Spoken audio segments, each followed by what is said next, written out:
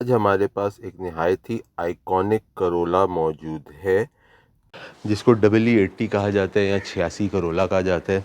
इस गाड़ी के अंदर काफ़ी सारे इंटरेशंस आए हैं। लोकल वाली जो आपकी आती थी, फिर लंदन मॉडल आती थी, फिर आपकी डोमेस्टिक जापानीज़ गाड़ी आती थी और उनमें कुछ ना कुछ आउटलुक्स में फ़र्क होते थे। आज मैं आपको इस गाड़ी के बारे में दिखाता हूँ कि क्या है। इस गाड़ी के अंदर इस वक्त 4A डला हुआ है जो कि एक आफ्टर मार्केट 1600 सीसी का 4 सिलेंडर इंजन है। बाय फैक्ट्री इसमें 1300 सीसी पेट्रोल, 1500 सीसी पेट्रोल आता था और फिर 1800 सीसी 1.3 डीजल इंजन इसमें फैक्ट्री फिटेड गाड़ियों में आया है। इस वक्त इस गाड़ी में मैनुअल ट्रांसमिशन के साथ एक और फ़र्क इंजन डला हुआ है। अलबत्ता इस गाड़ी के अंदर ऑटो और मैनुअल दोनों के ऑप्शन आए हैं और पेट्रोल और डीजल दोनों में आती थी। इस गाड़ी में बेसिकली आपके पास जो इंटरेशंस आती थी वो 3 अदद इंटरेशंस आती थी। एक जो 83, 84 वाली करोला थी, फिर 85 में इसका एक छोटा सा फेसलिफ्ट आया था। फिर इसके अंदर एक अदद लंदन मॉडल करोला आती थी, उसकी थोड़ी सी लाइटों का फ़र्क होता था। और सबसे आखिर में जो चौथी इंटरेशन आती थी वो जब इस गाड़ी को 1990 की दिहाई में एज अ रिकंडीशन गाड़ी इंपोर्ट किया गया। तो अगर मैं इसके फ्रंट पे आता हूँ तो इसका बम्पर एक आपका जो है वो स्टैंडर्ड आता था। किसी गाड़ी के अंदर वो बॉडी पेंट आता था, किसी में ब्लैक आता था। जो डोमेस्टिक वाली हमारी गाड़ियाँ थी या जो लंदन मॉडल गाड़ियाँ थी उनमें ब्लैक आता था और जो आपकी इंपोर्टेड वाली आई थी उसमें ब्लैक और बॉडी कलर दोनों आए थे। जो इसमें रेडिएटर ग्रिल डली हुई है ये बेसिकली JDM वाली जो गाड़ी है जो इसकी रिकंडीशन सो कॉल्ड आती थी वो है। सिंपल सा एक फ्रंट है जिसके अंदर आपकी इंडिकेटर लाइट अगर आप देखते हैं, आप इसकी हेडलाइट देखते हैं, मतलब इसमें कोई उस ज़माने के हिसाब से कोई ऐसा वो नहीं है कि बहुत ज़्यादा कुछ हुआ है। गाड़ी की हाइट अलबत्ता काफ़ी लोअर्ड है और वो एक आफ्टर मार्केट इसको लो किया गया है। जिनकी गाड़ी है उन्होंने इसको लो किया हुआ है, इट्स नॉट बाय फैक्ट्री जो कि इतनी लो आई है। अच्छा, फिर अगर हम इसके ये इंडिकेटर लाइट पे आ जाते हैं तो ये 83, 84 वाली ये इंडिकेटर लाइट आती थी। जो इसके अंदर 86 वाली थी उसकी थोड़ी सी ऐसे लंबी इंडिकेटर लाइट आती थी, रिकंडीशन में भी वही आती थी और उसी के अंदर आपका इंडिकेटर लाइट होता था। और जो लंदन मॉडल आती थी उसकी लंबी लाइट तो होती थी लेकिन वो लाइट के अंदर इंडिकेटर नहीं आता था, या छोटी भी अगर थी तो इंडिकेटर के बगैर आई थी। उसका इंडिकेटर आपका जो है यहाँ पे फेंडर के अंदर आता था, जो लंदन मॉडल कहलाती थी। इस गाड़ी में इस वक्त आफ्टर मार्केट अलॉय रिम्स डले हुए हैं, लेकिन जो इस गाड़ी के अंदर ओरिजिनल अलॉय रिम्स आते थे वो 13 इंच के रिम्स आते थे। ब्लैक कलर के आपके डोर मिरर्स, डोर मोल्डिंग्स। अगर डिज़ाइन को एक देखा जाए तो जो कट्स हैं उसके जो वो डिज़ाइन एलिमेंट के लिए एक बड़ा एक आज के भी अगर ज़माने में आप इस जनरेशन की एक अच्छी तैयार खूबसूरत गाड़ी देखें तो आज भी वो देखने में काफ़ी एक अच्छी लगती है। इसका एंटेना आपका अगले ए पिलर के ऊपर आ जाता है जो कि रेडियो एंटेना और मैनुअल है। एक क्रोम की स्ट्रिप है जो कि अक्रॉस इस तरह जा रही है। आपको अगर यहाँ पे आ जाए तो एक प्रॉपर एक कोना बना हुआ है इस गाड़ी के अंदर जो कि एक बॉक्सीनेस है और इसका प्रॉपर एक कोना है कि यहाँ से एक साइड आ रही है, दूसरी साइड आ रही है, तीसरी साइड आ रही है और ये कोना बनता है। आजकल की गाड़ियों की तरह नहीं जो आप कहते हो कि ऐसे आती है और एक कर्व के अंदर बिल्कुल ख़त्म हो जाती है और आपको पता भी नहीं चलता कि कब छत शुरू हुई और कब ख़त्म हुई वाला सीन। तो ये बॉक्सीनेस जो है ये इन्हीं गाड़ियों के अंदर आती थी। फिर अगर डिक्की की हम बात करते हैं तो इस गाड़ी की जो डिक्की का आप यहाँ से अगर साइज़ देखते हैं, अंदर से हालांकि साइज़ में बिल्कुल सही है, लेकिन अगर आप इसका यहाँ से साइज़ देखें तो 86 और 82 की करोला या 88 की करोला उनमें देखने में लगता है कि बड़ी इसकी छोटी डिक्की है, हालांकि ऐसा है नहीं। पीछे की तरफ अगर हम आ जाते हैं तो आपको सबसे पहले यहाँ पे टोयोटा GL सलून लगा हुआ है और यहाँ पे करोला लगा है। जो फैक्ट्री में स्पेक में आता था टोयोटा करोला आता था और यहाँ पे आपका वेरिएंट का एम्बलम होता था। जो टेल लाइट की अगर हम बात करते हैं तो ये जो डोमेस्टिक मॉडल वाली गाड़ियाँ थी, जो लंदन मॉडल वाली गाड़ियाँ थी, उनमें ये टेल लाइट आती है जिसमें आपकी बैक लाइट ऊपर है, रिवर्स लाइट और इंडिकेटर लाइट। जो आपकी जापानीज़ वाली गाड़ी थी उसकी ये वाला जो गार्निश है बेसिकली उस मॉडल का लगा हुआ है जिसके अंदर आपकी बैकलाइट नीचे आती थी और बाकी दोनों ऊपर इस तरह से रनिंग में जाते थे। बीच में नंबर प्लेट की जगह आपके पास आ जाती है। और अगर हम इसकी मैं आपको डिक्की खोल के दिखाता हूँ तो एक बहुत मुनासिब साइज़ की डिक्की है। डिक्की का साइज़ देखने में लगता है कि छोटी है लेकिन है काफ़ी मुनासिब साइज़ की इसकी डिक्की इस गाड़ी की। और अगर हम पीछे से इसके डिज़ाइन पे को देखते हैं तो काफ़ी एक बेसिक सा है, जो आजकल के ज़माने में आप गाड़ियाँ देख रहे हैं उसके मुकाबले में अगर आप देखते हैं तो काफ़ी एक बेसिक सी गाड़ी का डिज़ाइन लगता है आपको देखने में। गाड़ी के अंदर जब मैं दाखिल होने लगता हूँ तो आप यहाँ पे देखते हैं तो इसका आपका जो डोर कार्ड है बेसिकली काफ़ी इसमें आफ्टर मार्केट चीज़ें हुई हुई हैं। ओरिजिनली इसका यहाँ पे जो आपका बॉडी का पेंट आता है जैसे उस ज़माने की गाड़ियों में आता था। या आपका डोर हैंडल अगर आप ये वाला देखें तो 82 की करोला में अगर आप देखें और आप इस गाड़ी के अंदर देखें तो ये सेम चीज़ें हैं, क्योंकि वो फंक्शनैलिटी के ऊपर काम होता था ज़्यादा, कोई डिज़ाइन इस तरह नहीं होता था। आफ्टर मार्केट इसमें पावर विंडोज़ डले हुए हैं। ये एक डोर पॉकेट है जो कि आपको देखने में लग रहा है कि इट्स एन आफ्टर थॉट, लेकिन ये आफ्टर मार्केट नहीं है। इस गाड़ी की ओरिजिनल डोर पॉकेट भी इसी तरह एक ऐसे प्रोट्रूडिंग किस्म की डो पकड़ आती थी। सीट इसके अंदर जो है इन्होंने डोमेस्टिक मॉडल वाली जो डाली हुई है वो एक लोडेड वाली गाड़ी की डाली है, जिसमें आपके पास ये हाइट एडजस्टर वगैरह है। ये सीट जो है आपकी इस गाड़ी के अंदर कुछ वेरिएंट्स आए थे जिनमें इस तरह से आपकी सीट हाइट एडजस्टमेंट और ये सारी आती थी। ये 80s के अंदर हुई करोला के कुछ मॉडल्स के अंदर, पाकिस्तान में नहीं लेकिन ये चीज़ें ऑफ़र होती थी। स्टीयरिंग के ऊपर अगर हम आ जाते हैं तो इसका एक स्टीयरिंग बड़ा ही अपने एक आइकॉनिक अपने ज़माने का स्टीयरिंग है, जिसमें ये बीच में आपका ऐसे करोला का वो आ गया और यूं करके बाहर निकलते हुए जो आते हैं। इट्स वेरी नॉस्टैल्जिक किस्म का स्टीयरिंग का लेआउट है, at least for a person like me. Same goes with इसका जो आपका इंस्ट्रूमेंट क्लस्टर का पूरा लेआउट आता है। आपके ये 2 एसी के वेंट्स हैं जो कि आपके ड्राइवर सेंट्रिक एसी के वेंट्स हैं। बीच में आपके पास आपका इंस्ट्रूमेंट क्लस्टर आ गया, जिसमें आपके पास एक तरफ स्पीडोमीटर है, आरपीएम मीटर है, फ्यूल गेज है, टेम्परेचर गेज है, वार्निंग लाइट्स हैं, वो सब आपका आ जाते हैं। हैज़र्ड्स के लिए एक स्विच दिया हुआ है जिसको आप यूँ करके ऑन एंड ऑफ कर सकते हैं। ये ऐसे ऑन होते हैं, ऑफ होते हैं, मतलब फंक्शनैलिटी एंड लेआउट उस तरह से दिया हुआ है। जैसे ये जो 2 हैं आपके एसी के वेंट्स, ये सिर्फ ड्राइवर के लिए हैं। बीच में आपके 2 वेंट्स उसके अलावा हैं, अलग से हैं 2 वेंट्स जो कि नॉर्मल हर गाड़ी में होते हैं। यहाँ के ऊपर आपको एक एक्स्ट्रा वेंट जो दिया है वो सिर्फ ड्राइवर के लिए दिया है। बीच में घड़ी आ गई। एसी जो इसका है ये आपका हाई इकॉनमी, ये इकॉनमी एंड एसी 2 ऑप्शंस के साथ आता था, जो कि अगर आपको कम ठंडक चाहिए तो आप इकॉनमी पे ऑन करें और आपको प्रॉपर चाहिए तो एसी पे ऑन करें। ये खैबर में भी ये चीज़ आई है, काफ़ी कुछ और गाड़ियों में भी उस ज़माने की आती थी, लेकिन ये 86 करोला के साथ एटलीस्ट फॉर मी मैं याद रखता हूँ कि 86 करोला में आता था। आपके लिवर्स वगैरह अगर आप देखते हैं तो यहाँ पे आपके पास ये रेडियो आता था, जो कि उस ज़माने का रेडियो होता था इस तरह से, buttons and everything like that. बड़ा वो नॉस्टैल्जिक है अपने ज़माने की चीज़ के हिसाब से। एसी के वेंट पे अगर आप देखते हैं तो यहाँ पे भी आपके पास एक अदर स्टीयरिंग के नीचे एसी का वेंट आता है, जो कि अगर आपको 70 सीरीज़ की लैंड क्रूज़र याद हो उसके अंदर भी इस तरह से आता है, जो कि आप ड्राइवर को बेसिकली ठंडा रखने के लिए होते हैं। यहाँ पे आपके पास एक और आ जाता है लिड। इसके अंदर एक कवर आता है जो कि इस गाड़ी का इस वक्त कवर मौजूद नहीं है। ये हाफ कवर इस तरह से कवर करता है, तो ऊपर का जो है वो आपका खुला होता है और आप उसको पूरा खोलना चाहिए तो इस तरह खोल सकते हैं। इस गाड़ी का ये हाफ कवर जो वो है नहीं मौजूद इस वक्त। मैनुअल गियर आपका यहाँ पे हैंड ब्रेक आ गया। ये आपके आर्मरेस्ट के अंदर छोटा सा एक स्टोरेज स्पेस आ जाता है। इसी तरह अगर आप यहाँ पे देखते हैं तो ग्लव्स कंपार्टमेंट है आपके पास, जो कि काफ़ी डिसेंट साइज़ का ग्लव्स कंपार्टमेंट आ जाता है।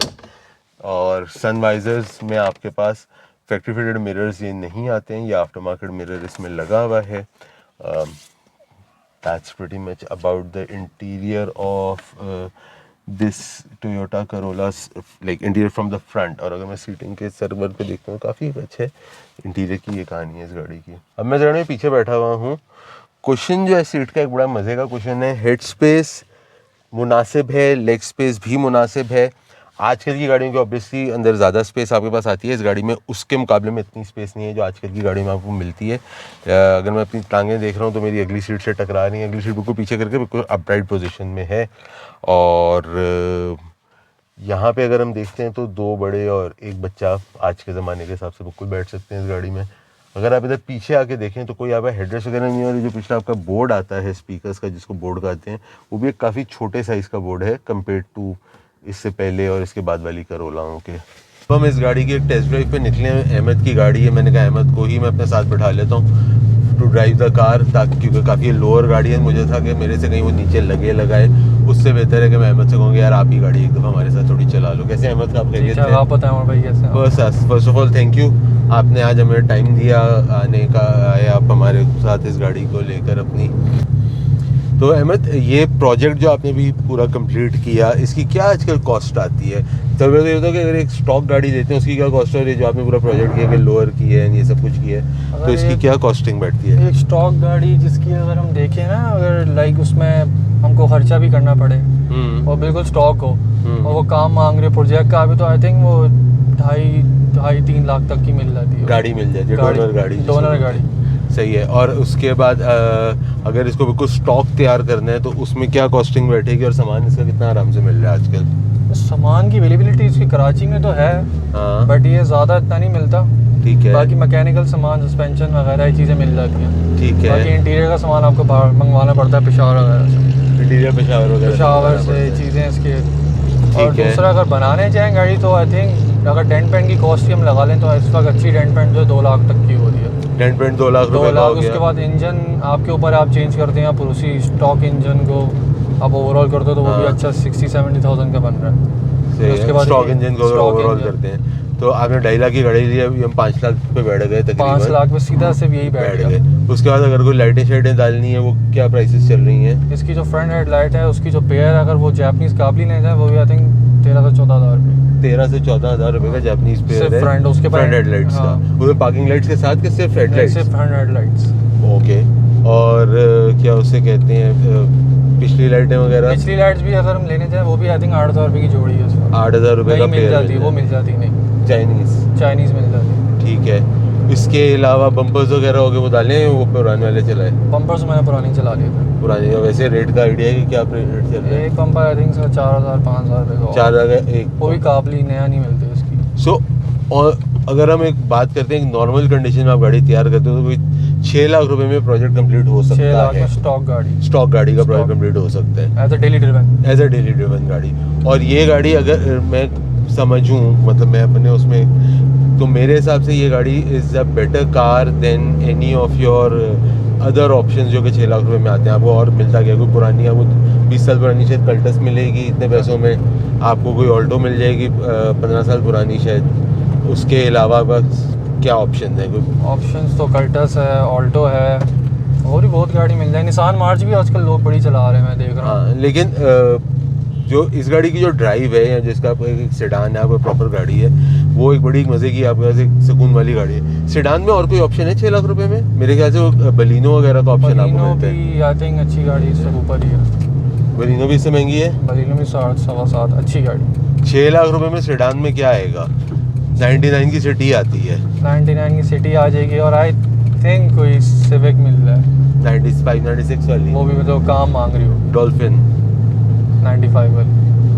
सही है। तो मतलब ये ऑप्शन हैं अगर किसी को सेडान में लेनी हो। और ये गाड़ी अगर तैयार हो जाती है जैसा Corolla at the end of the day एक रिलायबल अगर आप गाड़ी तैयार कर लेते हैं तो मेरे ख्याल से this is a better option than any of those other option. मैंने जब से गाड़ी तैयार करवाई है ना, मैंने नहीं याद कि मैंने सस्पेंशन का काम कराया हो। और हालांकि आपकी गाड़ी लोअर है, ये जो भी आवाज़ आ रही है, मैं इसी की वजह से मैं ये गाड़ी चलाना नहीं चाह रहा था। मैंने कहा आप खुद चलाओ मेरे साथ ताकि आपकी चीज़ें मेरे से ना लगे तो अच्छा है नीचे से।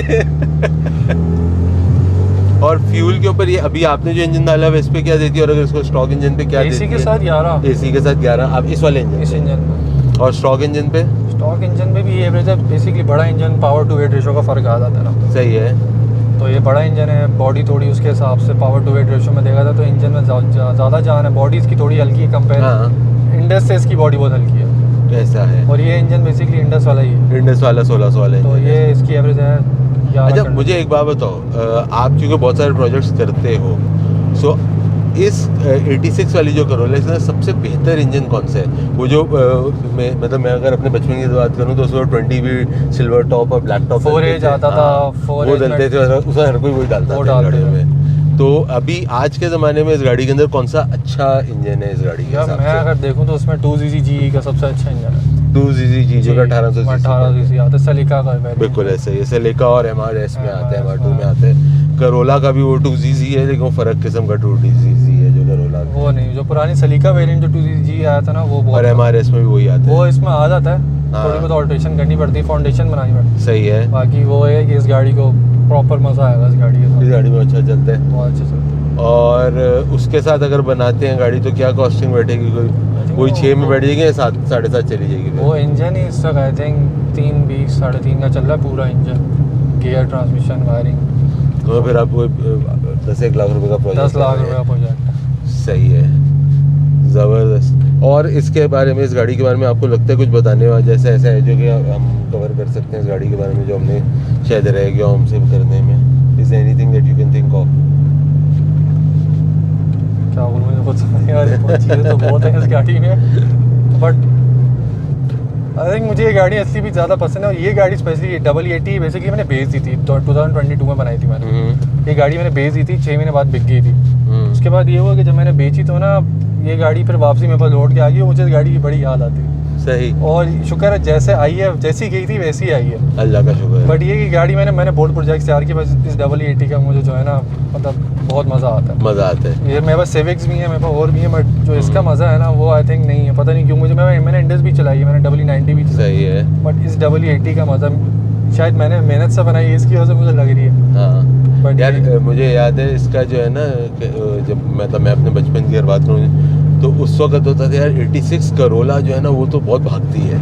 और उस वक्त मतलब ये सारी चीज़ें तो थी भी नहीं, उस वक्त तो एक 1.5 वाली होती है, 1.3 वाली होती है, और वो भी बड़ी स्टॉक में भागती है, बड़ा भागती है, बड़ी भागती है ये गाड़ी। तो ये इस गाड़ी का एक हिस्ट्री होती थी। बहरहाल व्यूअर्स, ये था अहमद के साथ भी हम एक छोटा सा डिस्कशन कर लें जिनकी गाड़ी है।